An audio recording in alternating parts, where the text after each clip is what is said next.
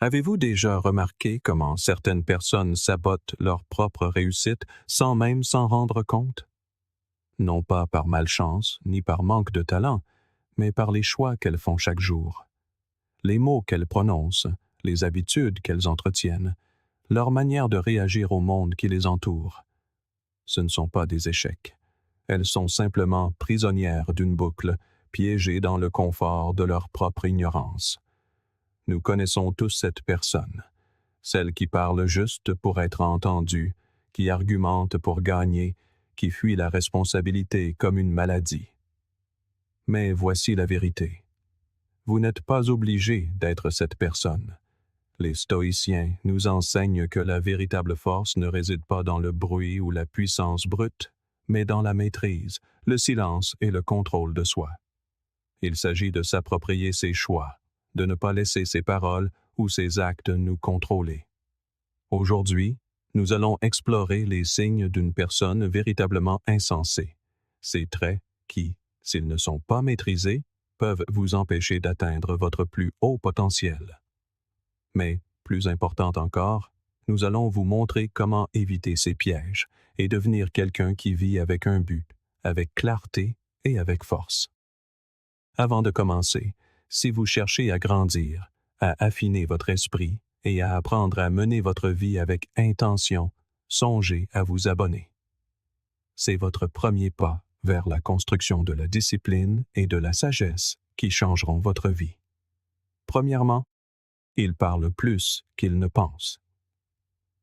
Nous avons tous rencontré cette personne qui semble incapable de s'arrêter de parler, celle qui comble chaque vide dans la conversation avec ses mots, comme si le silence était une menace. Elle ne parle pas parce qu'elle a quelque chose d'important à dire, mais parce que le calme la met mal à l'aise. C'est comme si elle croyait que parler sans cesse la ferait paraître plus intelligente, plus perspicace ou plus précieuse.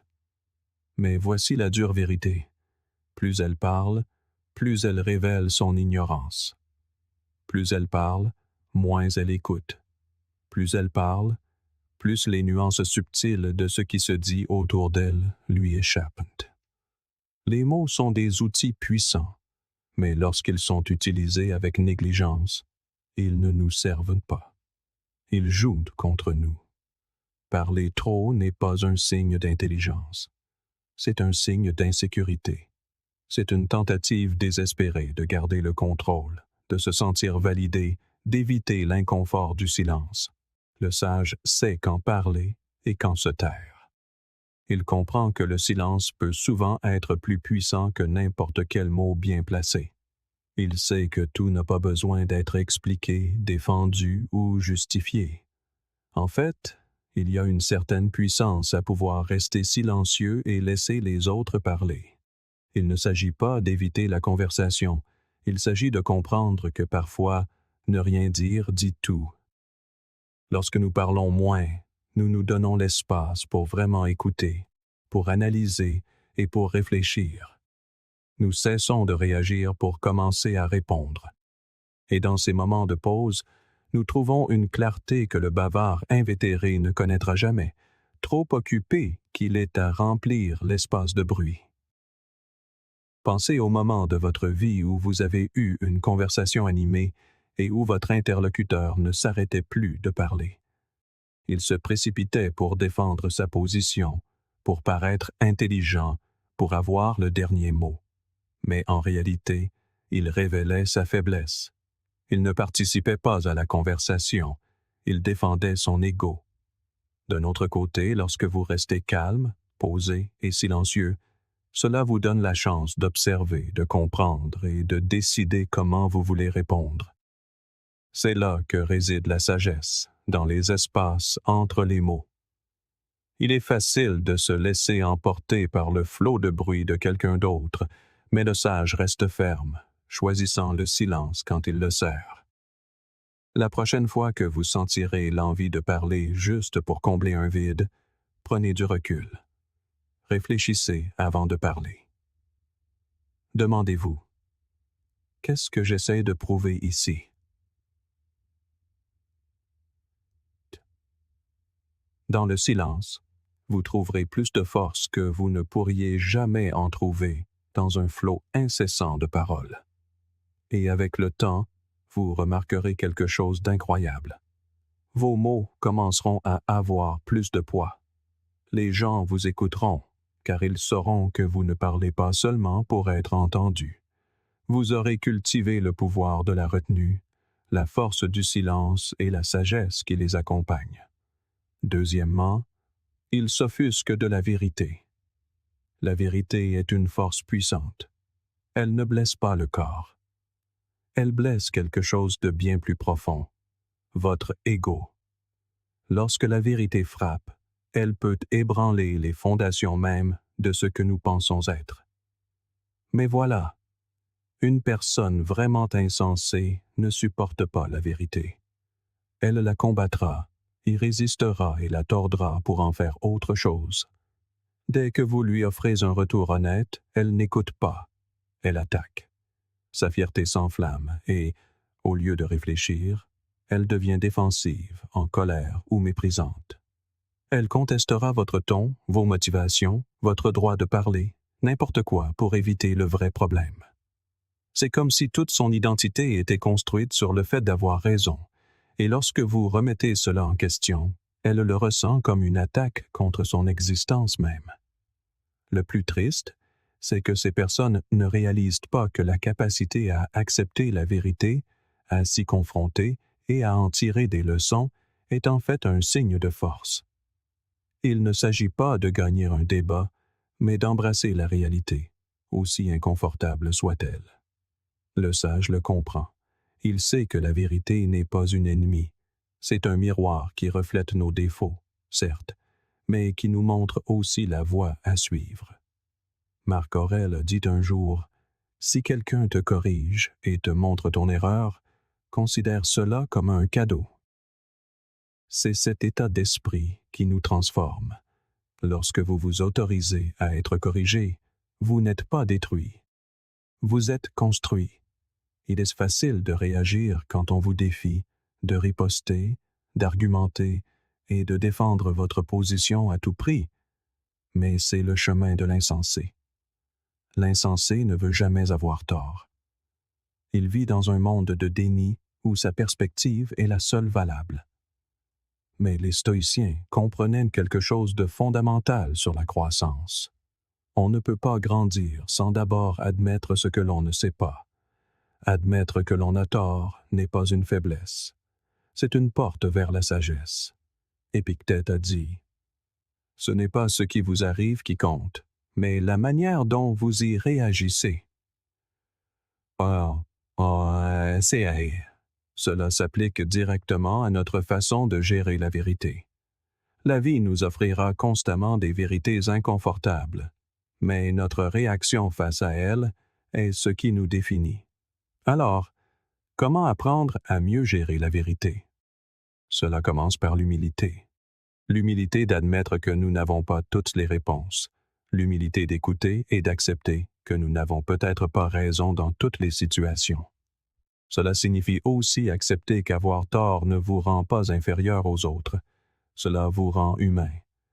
Chaque fois que vous admettez vos erreurs et que vous en tirez des leçons, vous gagnez en force. C'est à travers ces moments de vulnérabilité que vous construisez la résilience nécessaire pour continuer à avancer.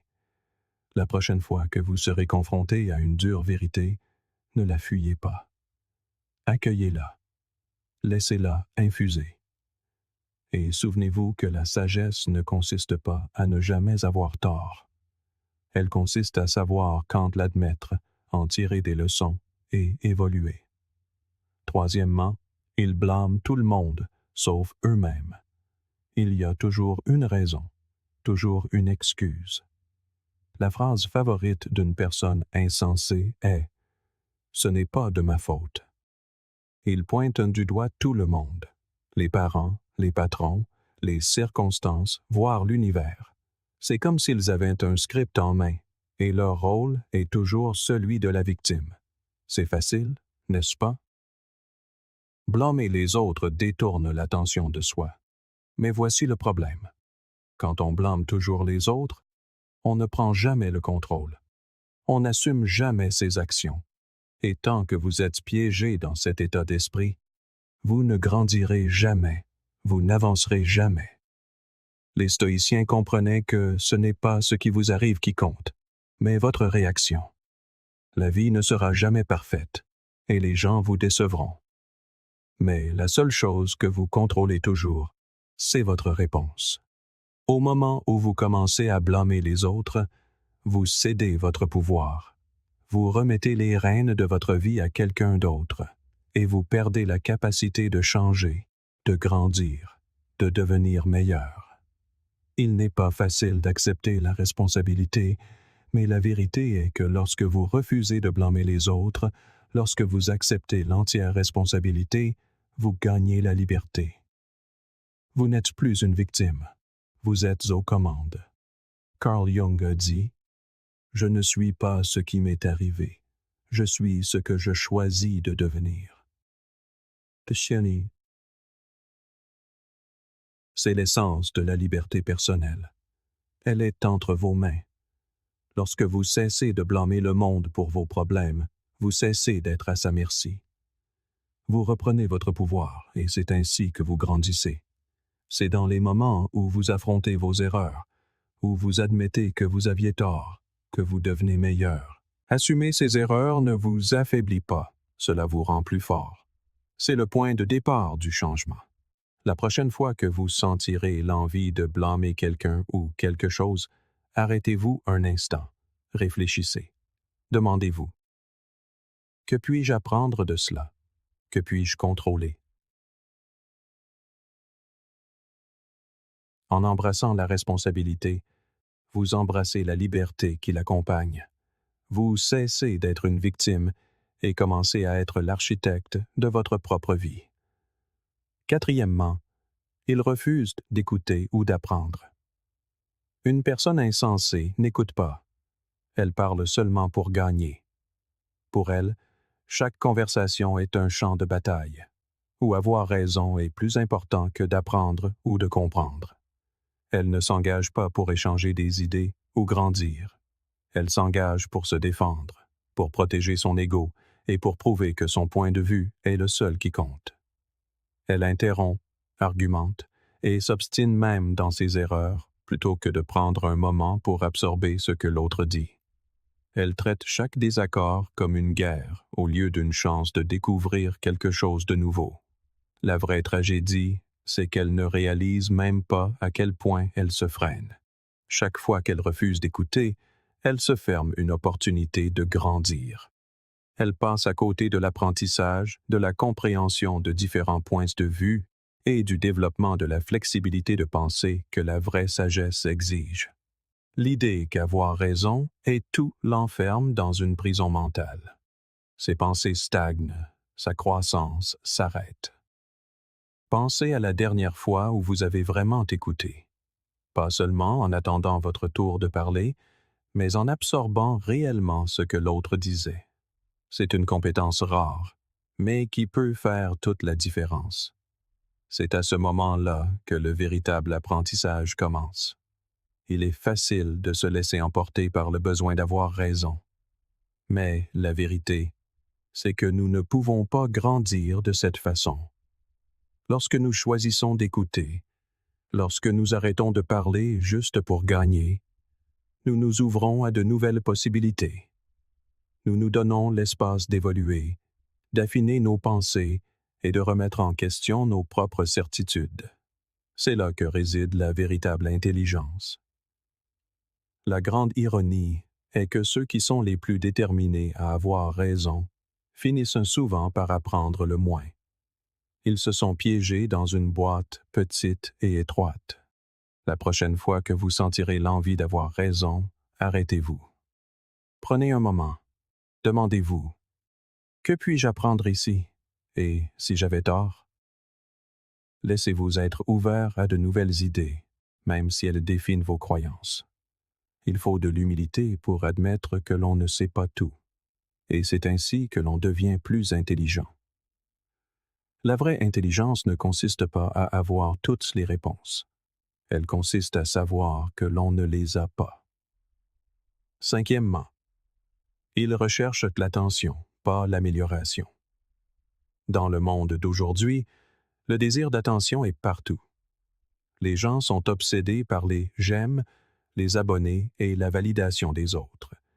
C'est une course constante à l'approbation, où plus on est bruyant, plus on est vu. Mais voici la vérité. Lorsque vous vivez pour les applaudissements, vous vivez pour quelque chose de superficiel. Ce genre d'attention ne vous nourrit pas. Elle ne vous rend ni plus fort ni plus sage. Une personne insensée poursuit cette gratification instantanée, mettant sa vie en scène pour le monde entier, espérant que le fait d'être remarquée la validera. Mais ce qu'elle ne réalise pas, c'est qu'elle est devenue prisonnière de la validation externe. Elle est tellement concentrée sur ce que les autres pensent d'elle qu'elle oublie de se concentrer sur ce qui compte vraiment, elle-même. Le stoïcien ne recherche pas ce genre d'attention. Il vit pour l'amélioration, pour la croissance. Il n'a pas besoin des applaudissements du monde pour se sentir bien dans ses progrès. Marc Aurèle a dit un jour, « L'approbation des autres ne vous rapporte rien. » C'est un rappel puissant que la quête de reconnaissance externe est une impasse. La vraie force n'a pas besoin de public.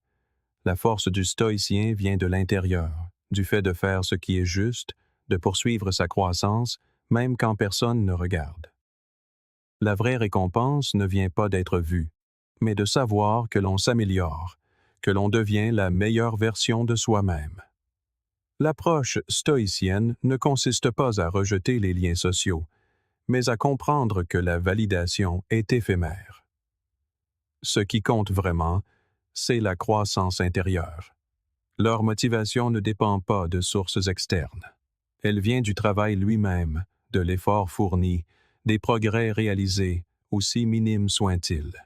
C'est cet état d'esprit qui mène à un véritable épanouissement, car il est ancré dans ce que vous êtes, et non dans la façon dont les autres vous perçoivent. Alors, arrêtez de courir après l'attention et commencez à courir après l'amélioration. Les récompenses de la croissance sont bien plus satisfaisantes que n'importe quel nombre de j'aime ou de commentaires. Les applaudissements s'estompent, mais les progrès que vous faites en vous-même durent pour toujours. Sixièmement, ils répètent leurs erreurs et appellent cela de l'expérience. Combien de fois avez-vous entendu quelqu'un dire « Je suis déjà passé par là », comme si le simple fait de répéter la même erreur les rendait en quelque sorte plus sages. On dirait presque qu'ils croient que l'expérience se mesure au nombre de fois où ils ont affronté le même problème. En réalité, ce n'est que de l'entêtement déguisé en expérience. Nous avons tous rencontré ces personnes qui trébuchent sans cesse sur le même obstacle, mais qui refusent d'admettre qu'elles sont coincées dans un cycle. Elles confondent la répétition avec la croissance. Mais voici une vérité qui dérange. La véritable sagesse vient de l'apprentissage de ces erreurs, et non de leur simple répétition. Il est facile de penser que l'expérience seule nous rend plus sages, mais une expérience sans réflexion n'est rien de plus qu'une série d'échecs. Sénèque l'a parfaitement exprimé en disant « L'erreur est humaine, mais persister dans son erreur est une folie. » Il avait compris que commettre des erreurs fait partie de notre nature.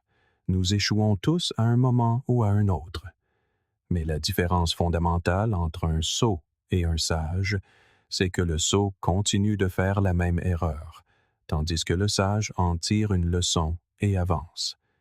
Les erreurs ne sont pas faites pour être répétées, elles sont faites pour être des leçons. Le véritable danger réside dans la conviction qu'il suffit de traverser les épreuves. Si nous ne prenons pas le temps de réfléchir et de comprendre pourquoi quelque chose a mal tourné, nous ne faisons que perdre notre temps. Nous n'apprenons pas. Nous revivons simplement la même journée, encore et encore. Cessez de répéter le même cycle. Commencez à vous demander « Qu'est-ce que je peux apprendre de cela ?» Cette simple question détient la clé pour se libérer de la boucle de l'obstination. Au lieu de justifier vos actions ou de blâmer des facteurs extérieurs, prenez un moment pour réfléchir à ce qui n'a pas fonctionné. Qu'auriez-vous pu faire différemment? Comment pouvez-vous ajuster votre approche la prochaine fois? Lorsque vous commencez à voir vos erreurs comme des opportunités de croissance plutôt que comme des échecs à éviter, votre état d'esprit change complètement. Vous cessez d'être prisonnier de votre passé et commencez à façonner votre avenir. Apprendre de ses erreurs n'est pas toujours facile, et cela exige une humilité que beaucoup de gens évitent. Cela signifie abandonner son ego, admettre qu'on a eu tort, et accepter que le chemin vers l'amélioration n'est pas linéaire. Mais c'est dans cette acceptation que réside la véritable croissance.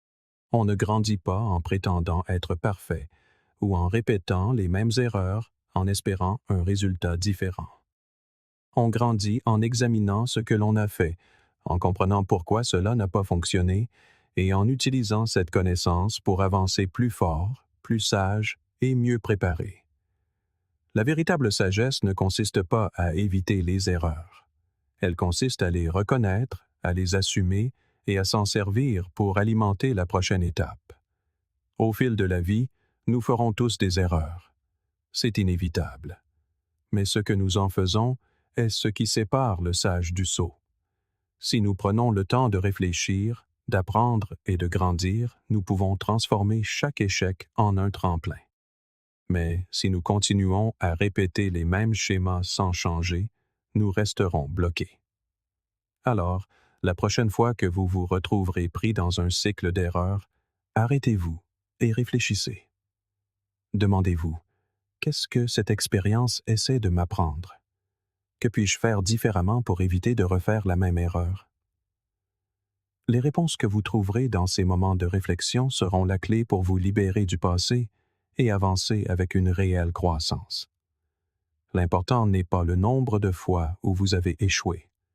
C'est le nombre de fois où vous avez appris et vous êtes adapté à partir de ces échecs. C'est seulement ainsi que vous grandirez vraiment. Septièmement, ils confondent la confiance et la compétence. La confiance en soi est souvent perçue comme une qualité précieuse. Nous admirons ceux qui la dégagent, qui entrent dans une pièce la tête haute, sûrs d'eux. Mais il y a une grande différence entre la véritable confiance et cette sorte d'arrogance qui vient d'un manque de conscience de soi. L'insensé confond les deux. Il pense qu'être bruyant, certain ou autoritaire lui donne automatiquement raison. Il prend sa certitude pour de la compétence, supposant que s'il dit quelque chose avec assez d'assurance, cela doit être vrai. Mais voilà. La confiance sans la compétence n'est rien de plus que de l'arrogance. C'est un masque creux qui dissimule la vérité. La véritable confiance n'a pas besoin d'être proclamée. Elle n'a pas besoin d'être criée sur les toits. Les stoïciens comprenaient profondément ce principe. Ils savaient que la vraie force ne réside pas dans la vantardise ou la domination des conversations par des opinions tranchées. Elle réside dans le pouvoir tranquille des résultats. La véritable confiance vient de la compétence, du travail acharné que vous fournissez en coulisses, loin des projecteurs. C'est le genre de confiance qui se gagne, qui ne se fabrique pas. Et plus vous devenez compétent, moins vous avez besoin de prouver quoi que ce soit à qui que ce soit. Pensez-y, combien de fois voyons-nous des gens, surtout dans le monde d'aujourd'hui, projeter une confiance qui ne correspond pas à leur capacité réelle?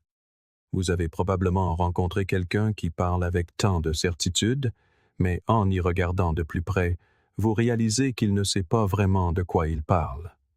Il semble confiant, mais lorsqu'il s'agit d'obtenir des résultats, l'écart est flagrant. Ce n'est pas de la vraie confiance. C'est une façade. La véritable confiance n'a pas besoin d'être bruyante. Elle est calme et puissante. C'est la constance régulière de l'effort, les compétences affinées par le dévouement, la capacité de joindre le geste à la parole sans ressentir le besoin de l'annoncer. La vérité, c'est que la compétence n'a pas besoin de validation. Elle est visible dans les résultats. Le travail que vous accomplissez, les progrès que vous réalisez, l'impact que vous avez. Tout cela parle de soi-même. Vous n'avez pas besoin de convaincre les autres de vos capacités.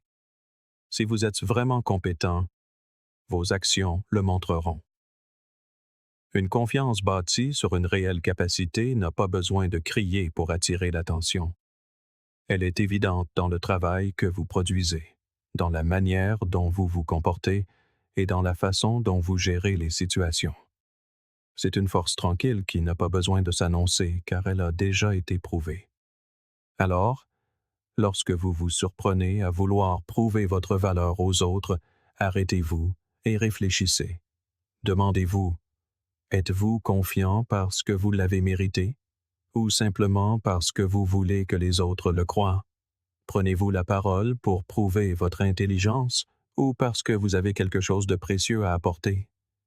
Il est facile de se laisser emporter par le désir d'être perçu comme compétent, de porter la confiance comme un insigne d'honneur.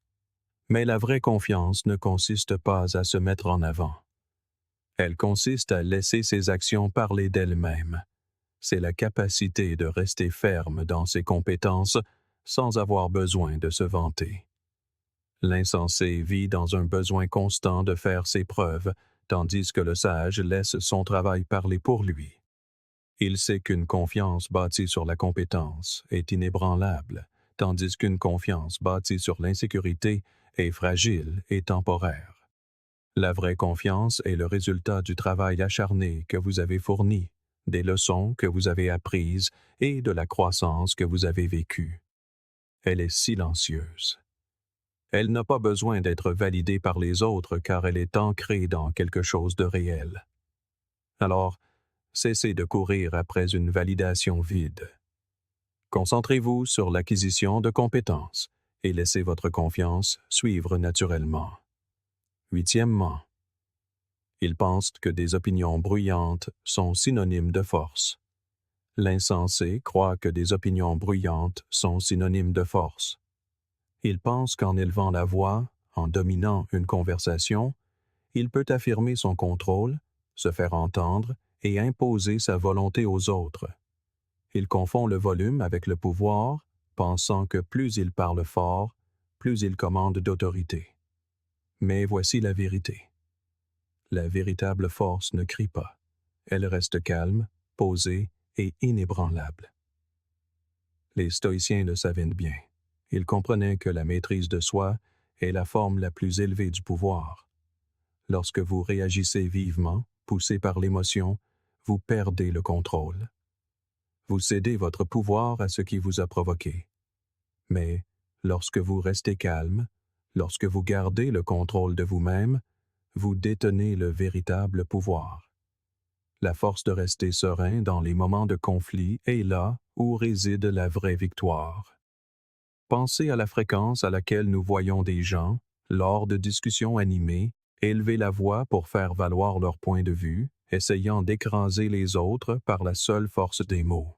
C'est comme si plus ils criaient fort, plus ils devaient avoir raison. Mais c'est un leurre. Ce n'est pas de la force. C'est de l'insécurité déguisée en confiance. Plus ils parlent fort, moins ils écoutent. Et ce faisant, ils échouent à véritablement se connecter ou communiquer.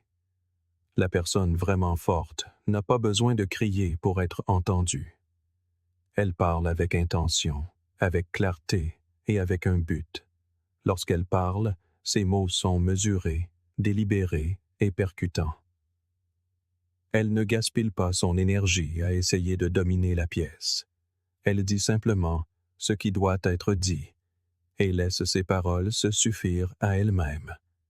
Pensez à la dernière fois que vous avez eu une conversation animée ou une dispute. Quelqu'un a peut-être dit quelque chose qui vous a contrarié et votre premier instinct a été de répondre immédiatement, de défendre votre position, de prouver que vous aviez raison. À ce moment-là, vous vous êtes peut-être senti puissant, mais avez-vous réellement gagné quelque chose? Votre réaction bruyante a-t-elle changé la situation ou l'a-t-elle envenimée? Imaginez, au contraire, si vous étiez resté calme, maître de vous et imperturbable. Lorsque vous vous empêchez de réagir immédiatement, vous prenez du recul et reprenez le contrôle. Vous avez l'espace pour penser clairement et répondre avec intention, et non sous le coup de l'émotion. C'est là que réside la vraie force, dans la capacité de choisir sa réponse, quoi que les autres disent ou fassent. La prochaine fois que vous sentirez l'envie de vous disputer, d'élever la voix, d'affirmer votre contrôle par le volume, faites une pause. Prenez une profonde inspiration.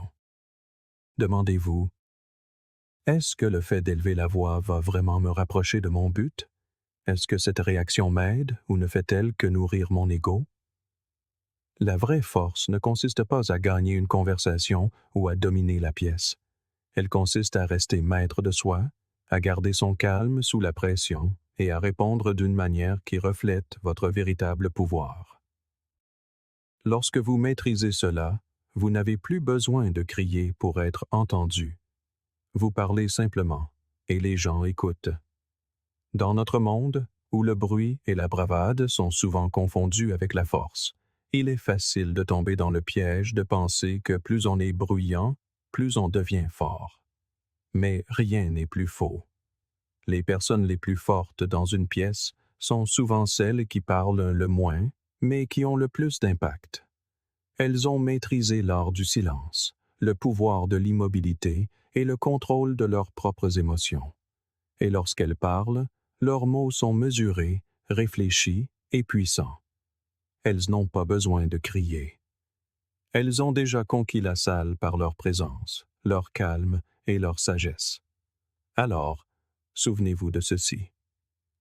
La prochaine fois que vous serez confronté à un conflit ou à un désaccord, ne vous précipitez pas pour élever la voix. Ne laissez pas le bruit du monde dicter vos actions. Prenez du recul, respirez et répondez avec intention. La vraie force ne réside pas dans le volume de votre voix, mais dans le calme que vous maintenez. Plus vous pratiquerez cela, plus vous verrez à quel point le silence peut être puissant et à quel point vous devenez plus fort dans les moments où vous choisissez de rester inébranlable. Neuvièmement, ils ne réfléchissent pas avant de parler. Les mots sont puissants. Ils peuvent construire des relations, créer des opportunités et inspirer le changement. Mais ils peuvent aussi détruire, blesser et laisser des cicatrices qui durent bien plus longtemps qu'un instant. Pourtant, l'insensé parle sans réfléchir. Il laisse ses mots s'échapper sans en considérer les conséquences. Il parle impulsivement, comme si la première pensée qui lui vient à l'esprit devait être exprimée immédiatement. Mais voici la vérité. Une fois les mots prononcés, on ne peut les reprendre. On peut s'excuser, mais le mal est fait. Et plus vous parlez sans réfléchir, plus vous risquez de dire des choses que vous ne pensez pas, de causer un tort non intentionnel ou de perdre le contrôle d'une conversation. Les stoïciens le savaient trop bien. Ils comprenaient que le silence n'était pas seulement une absence de mots. C'était un choix actif. Le silence est le lieu où la sagesse se recueille. C'est l'espace entre la pensée et l'action. La pause qui nous donne le temps de réfléchir, de peser nos mots et de choisir les bons. Marc Aurèle a dit un jour, « L'âme se teint de la couleur de ses pensées. » En d'autres termes, ce que vous dites reflète ce qui se passe en vous.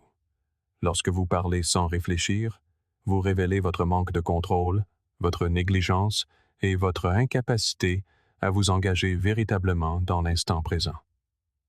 Pensez à la fréquence à laquelle nous avons dit des choses dans le feu de l'action pour les regretter plus tard. C'était peut-être un commentaire sarcastique, un jugement hâtif ou une dispute qui a dégénéré parce que nous avons parlé trop vite. Le problème n'est pas seulement ce que nous disons, c'est comment et quand nous le disons. Les mots sont le produit de nos pensées, et lorsque nos pensées sont précipitées, nos mots deviennent imprudents. Mais si nous apprenons à ralentir, à faire une pause avant de répondre, nous nous donnons la chance de parler avec intention, de choisir nos mots avec sagesse et de communiquer avec un but. Le silence n'est pas l'absence de mots, c'est la présence de la réflexion. C'est le moment où nous nous arrêtons et nous demandons « Que veux-je dire? Quel objectif je veux atteindre avec cette conversation? Comment je veux que cette personne se sente après notre échange? » Lorsque nous prenons le temps de réfléchir avant de parler, nous alignons nos paroles sur nos intentions. Nous devenons plus réfléchis, plus délibérés et, finalement, plus efficaces dans notre communication. Dans un monde où tout le monde semble pressé de parler, d'être entendu, de dire la prochaine chose avant même que l'autre ait fini, le silence devient une denrée rare. Mais c'est précisément pourquoi il est si puissant. Les stoïciens croyaient que la vraie force réside dans la capacité à rester calme et posé, même lorsque le monde autour de nous est chaotique. La capacité de ne parler que lorsque cela nous sert, lorsque cela sert la conversation et lorsque cela sert notre vérité, est la marque de la vraie sagesse. Nous avons tous été coupables de parler trop vite, de laisser nos pensées s'échapper sur le moment sans en considérer les conséquences. Mais voici la vérité. Plus vous parlez sans réfléchir, plus vous érodez votre propre crédibilité. Plus vous laissez vos mots voler sans but, plus vous risquez de perdre le respect des autres ou, pire, d'endommager des relations. Mais lorsque vous apprenez à parler avec intention, lorsque vous utilisez vos mots de manière réfléchie, vous vous bâtissez une réputation de personne sage, mesurée et digne de confiance. Alors, la prochaine fois que vous serez sur le point de parler, faites une pause. Donnez-vous un instant pour réfléchir. Demandez-vous, est-ce que cela vaut vraiment la peine d'être dit? Est-ce que le bon moment pour le dire? Qu'est-ce que j'espère accomplir avec ces mots? Dans ce moment de silence, vous trouverez la clarté. Vous trouverez la sagesse de choisir les bons mots, de communiquer avec un but et de construire des liens plus forts avec ceux qui vous entourent. Le silence n'est pas une faiblesse, c'est le fondement de la force. Ne le gaspillez pas. Utilisez-le à votre avantage et ne parlez que lorsque vos mots apporteront une valeur ajoutée à la conversation, car au final, ce n'est pas la quantité de ce que vous dites qui compte, mais la prudence et l'intention avec lesquelles vous choisissez de le dire. Dixièmement, ils n'assument pas leurs décisions. Une personne insensée ne veut jamais assumer ses décisions. Elle esquive la responsabilité à chaque occasion, trouvant constamment des excuses pour justifier ses actions. Quand les choses tournent mal, elle pointe du doigt, cherche quelqu'un ou quelque chose à blâmer, et prétend n'avoir eu aucun contrôle sur le résultat. C'est une échappatoire facile, mais c'est aussi un piège, car en refusant de prendre ses responsabilités, elle abandonne son pouvoir. Elle reste coincée au même endroit, incapable de changer, incapable de grandir. La réalité, c'est que le véritable pouvoir ne vient pas de l'évitement de la responsabilité. Il vient du fait de l'assumer. Que la décision ait été bonne ou mauvaise, que le résultat ait été celui que vous attendiez ou non, accepter la responsabilité est la clé de la croissance personnelle. Les stoïciens comprenaient profondément ce principe. Ils n'édulcoraient pas les dures réalités de la vie, ni ne se cachaient derrière des excuses. Leur enseignement était que notre pouvoir ne réside pas dans ce qui nous arrive, mais dans la manière dont nous choisissons d'y répondre. Les choses ne se passeront pas toujours comme vous le souhaitez. La vie est pleine de revers, d'obstacles et de moments qui mettent votre caractère à l'épreuve. Mais la façon dont vous répondez à ces moments détermine qui vous devenez. Il est facile de trouver des excuses. Il est facile de blâmer quelqu'un d'autre pour vos échecs ou de vous dire que vous n'aviez pas le choix. Mais, en agissant ainsi, vous renoncez à votre capacité de changer. Plus vous justifiez vos erreurs, plus vous restez coincé dans les mêmes schémas. Au lieu de grandir, vous répétez les mêmes erreurs pour vous retrouver face aux mêmes défis, encore et encore. Cependant, lorsque vous assumez vos décisions, bonnes et mauvaises, vous ouvrez la porte à la croissance. Vous vous autorisez à apprendre de vos erreurs et à faire les changements nécessaires pour éviter de les répéter. Assumer ses décisions est le fondement de l'amélioration de soi. Il ne s'agit pas d'être parfait. Nous faisons tous des erreurs, et parfois ces erreurs ont des conséquences. Mais la clé de la croissance est de les reconnaître et de les utiliser comme des opportunités d'apprentissage. Lorsque vous assumez vos décisions, vous prenez la responsabilité de vos actions, et avec cette responsabilité vient le pouvoir de changer. C'est la prise de conscience que personne d'autre que vous ne contrôle votre vie. Le monde peut semer des obstacles sur votre chemin, mais votre réponse à ces obstacles, c'est à vous de la décider. Et cette décision peut façonner votre avenir. Alors, commencez à assumer vos choix. Cessez de chercher un coupable. Même lorsque les choses ne se passent pas comme vous l'aviez prévu, ne vous réfugiez pas dans les excuses. Demandez-vous plutôt, que puis-je faire différemment? Comment puis-je m'améliorer à partir d'ici? Chaque fois que vous prenez vos responsabilités, vous renforcez votre capacité à agir, à prendre de meilleures décisions et à créer la vie que vous désirez. Les stoïciens nous ont appris que notre force réside dans notre capacité à répondre et non dans les circonstances elles-mêmes. Lorsque vous cessez de fuir la responsabilité et que vous commencez à y faire face, vous débloquez un niveau de pouvoir et de contrôle sur votre vie que rien d'autre ne peut vous donner. Rappelez-vous, la vie ne consiste pas à éviter les erreurs. Elle consiste à en tirer des leçons. Plus vous assumez vos décisions, plus vous vous donnez le pouvoir de grandir, et cette croissance est le chemin vers le vrai succès, la vraie force et la vraie liberté. 11e, ils résistent au changement. Il y a une phrase que les gens utilisent souvent lorsqu'ils ne veulent pas changer. « Je suis comme ça ». Cela semble anodin, voire réconfortant, mais en réalité, c'est un mécanisme de défense, une façon de justifier l'entêtement et de résister à la croissance. L'insensé s'accroche à cette idée, refusant de s'adapter ou d'évoluer parce qu'il s'est convaincu que son moi actuel est suffisant. Il porte son obstination comme un gage d'authenticité, comme s'il était fidèle à lui-même. Mais la vérité, c'est que refuser de changer n'est pas un signe d'authenticité. C'est un signe de limitation. La vraie force réside dans la croissance, dans la volonté de remettre en question qui nous sommes et d'évoluer vers quelque chose de meilleur. Les stoïciens comprenaient profondément ce concept. Ils enseignaient que nous sommes constamment sculptés soit par la discipline, soit par le déclin.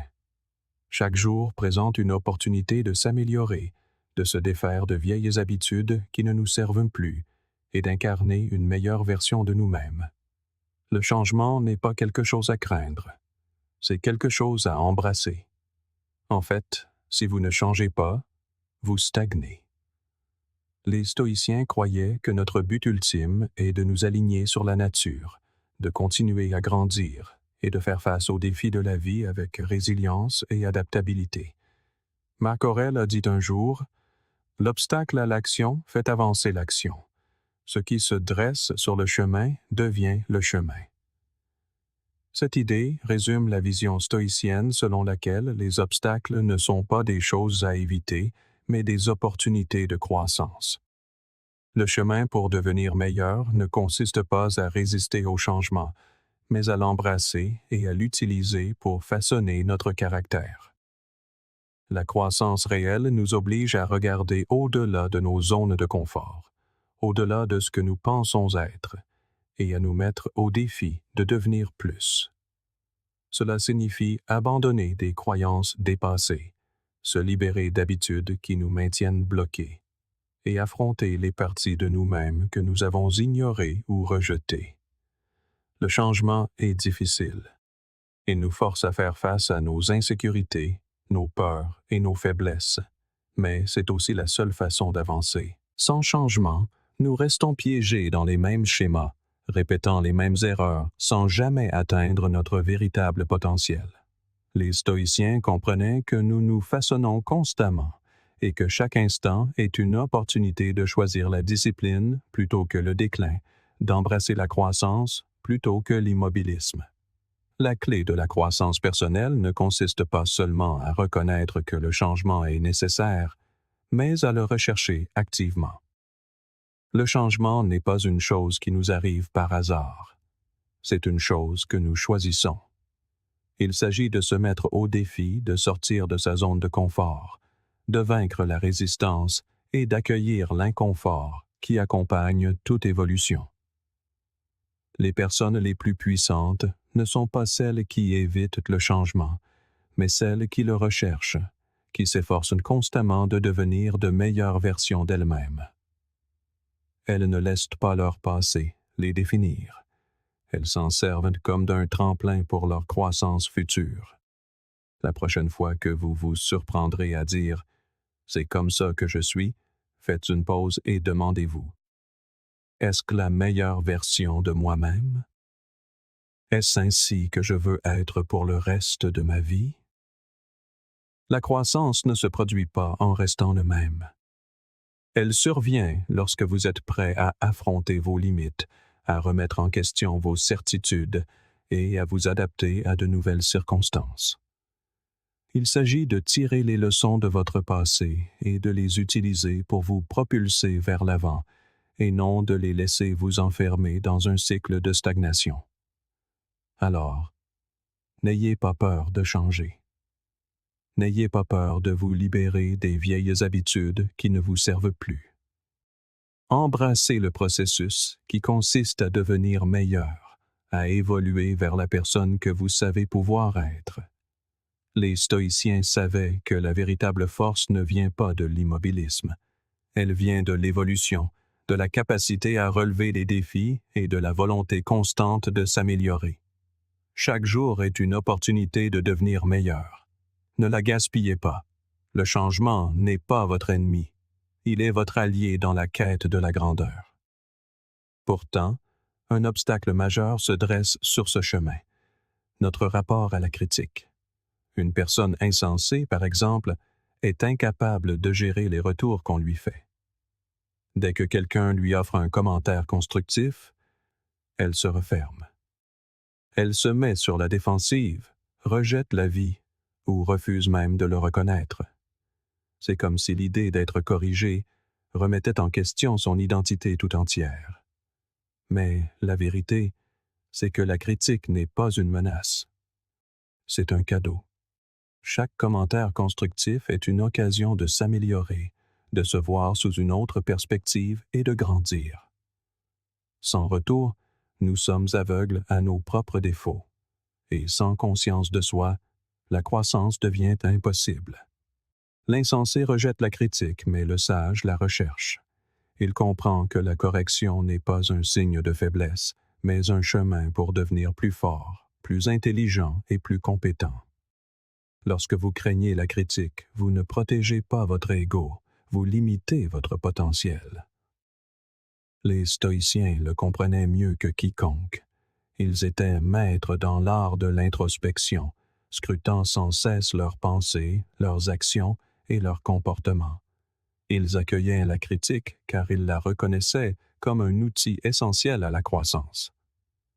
Pour eux, faire face à un retour n'était pas une source de honte, mais une source de force.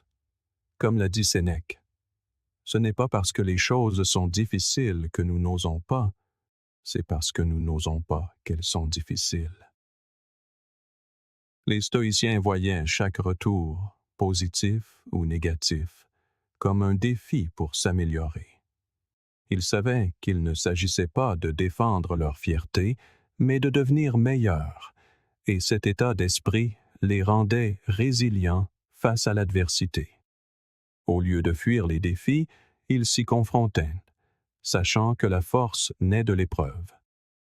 À l'inverse, lorsque vous refusez d'apprendre de la critique, vous rejetez ce qui vous aide à évoluer. Imaginez si, chaque fois que vous receviez une critique, vous répondiez avec gratitude plutôt qu'avec hostilité. Et si, au lieu de vous sentir attaqué, vous y voyez un miroir reflétant les domaines où vous pourriez progresser?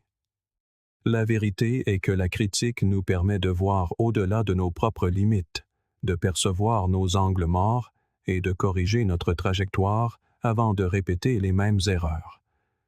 C'est une chance d'affiner nos compétences, de peaufiner notre approche et de nous transformer en individus plus capables. Pensez à la dernière fois que quelqu'un vous a fait un commentaire. Comment avez-vous réagi? Vous êtes-vous mis sur la défensive ou avez-vous pris un moment pour absorber ce qu'on vous disait? Il est normal de se sentir mal à l'aise lorsque quelqu'un souligne une chose que nous pourrions mieux faire, mais cet inconfort fait partie du processus de croissance. Lorsque nous le surmontons, nous en ressortons plus forts et plus conscients de nous-mêmes. Si vous êtes prêt à accepter que vous n'avez pas toutes les réponses, que vous n'êtes pas parfait et qu'il y a toujours une marge de progression, la critique devient un puissant outil d'amélioration personnelle. Le sage ne voit pas la correction comme un jugement. Il la voit comme une opportunité. C'est une façon de transformer une perspective extérieure en un moyen de croissance personnelle. La critique constructive, lorsqu'elle est accueillie, vous aide à affiner votre pensée, à améliorer vos actions et à vous rapprocher de la personne que vous voulez être. Ce n'est pas une attaque, c'est une invitation à grandir. Chaque fois que vous rejetez une critique, vous rejetez votre potentiel à devenir meilleur. Mais chaque fois que vous l'embrassez, vous faites un pas de plus pour devenir la meilleure version de vous-même. Dans un monde où nous sommes constamment exposés aux opinions et aux jugements, la véritable compétence consiste à savoir discerner ce qui est utile et à utiliser les retours à notre avantage. Il est facile d'être sur la défensive, de protéger notre ego, mais cela ne fait que nous maintenir dans l'immobilisme. Les stoïciens enseignaient que la clé de la vraie sagesse réside dans notre capacité à nous adapter, à grandir et à apprendre de chaque situation. Ils ne fuyaient pas la critique, ils l'accueillaient. Ils comprenaient que chaque retour, bon ou mauvais, pouvait les aider à affiner leur caractère et leur prise de décision. Alors, la prochaine fois que quelqu'un vous fera un commentaire, ne le repoussez pas, ne cherchez pas d'excuses. Accueillez-le. Voyez-le comme une occasion de vous améliorer. Cela peut piquer sur le moment, mais c'est le seul moyen de grandir. Chaque personne qui vous fait un retour vous donne une chance de devenir meilleur. Chaque fois que vous abandonnez votre attitude défensive et que vous acceptez la critique, vous renforcez votre capacité à vous adapter, à évoluer et à réussir. Les stoïciens savaient que la critique était l'un des outils les plus puissants pour la croissance personnelle. Si nous voulons vivre comme eux, nous devons apprendre à l'accueillir nous aussi, car au final, la croissance ne consiste pas seulement à avoir raison, mais à devenir meilleur. Rappelez-vous, la croissance ne vient pas en évitant l'inconfort. Elle vient en l'embrassant, en tirant des leçons et en évoluant grâce à lui. Plus nous accueillons la critique, plus nous renforçons notre capacité à nous améliorer. Alors, assumez la responsabilité de vos choix, relevez les défis qui se présentent à vous et ne cessez jamais de vous efforcer de devenir meilleur. Merci de faire partie de Stoic Journal. Si ce message a résonné en vous, n'hésitez pas à regarder l'une des vidéos suggérées à l'écran et continuez votre chemin de croissance personnelle. Restez fort, restez conscient et continuez d'avancer.